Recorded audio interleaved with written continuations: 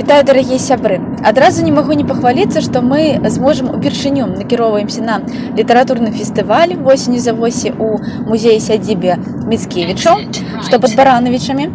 А ў сённяшнім выпуску мне хацелася б абмеркаваць з вами праект, які мы з калегамі па акадэміі навук разглядаем у якасці патэнцыйнага на бліжэйшую будучыню. У чым ён заключаецца? Мы хочам распрацаваць асістэнт для вывучэння беларускай мовы пры дапамозе штучнага інтэлекту. Вы, напэўна, ужо у шматлікіх сацыяльных сетках бачылі падобныя праекты для іншых еўрапейскіх моваў. Вось, да прыкладу, ужо шматлікія чат-боты для ангельскай мовы распрацаваныя, калі вы камунікуецеся, записываеце нейкія там галасавыя паведамленні ці пішаце тэкст, чат-бот аналізуе ваше маўленне і прапаноўвае вам найбольш падыходзячую камунікатыўную практыку. Ён прапануе вам тыя лексемы, якіх вы не ведаеце, якія неабходна засвоіць.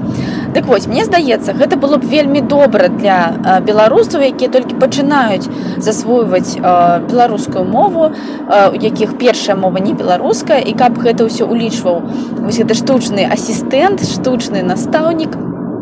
Вось.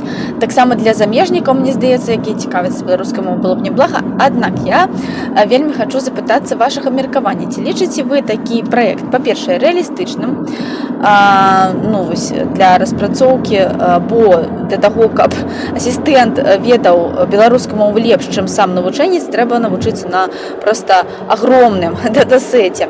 Па-другое, адэкватным, бо я крышачку вось сумняюся ў тым, што можна зрабіць такі праект для беларускай мовы, улічваючы тое, што ў нас некалькі варыянтаў правапісу.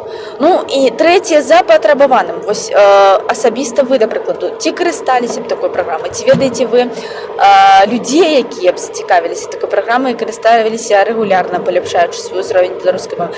Ці можна прапанаваць такі праект у школы для дзетак, для таго, каб вось дзеткі пачатковых класаў, да прыкладу, дома маглі мець камунікатыўную практыку, бо, мне здаецца, у нас катастрафічна гэтай камунікатыўнай практыкі ў школе не хапае. Вось, калі ласка, напішыце свае меркаванні ў каментарах, можаце пісаць абсалютна спакойна негатыўныя меркаванні наконт гэтага. Вось, і пабачымся ў наступных відэа.